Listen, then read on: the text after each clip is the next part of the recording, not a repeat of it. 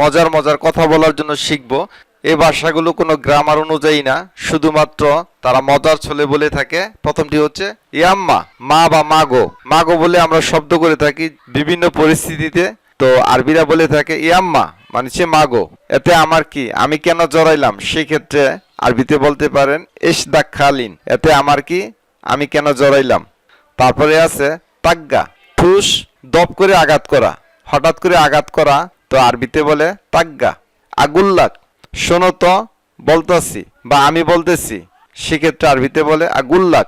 তারপরে যে আরবি শব্দটি আছে সেটা হচ্ছে খারবুতা।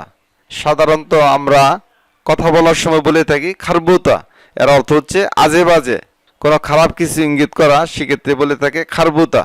তারপরে যে আরবি শব্দটি আছে মজার ছলে বলে থাকে, ফান করে বলে থাকে খারতি।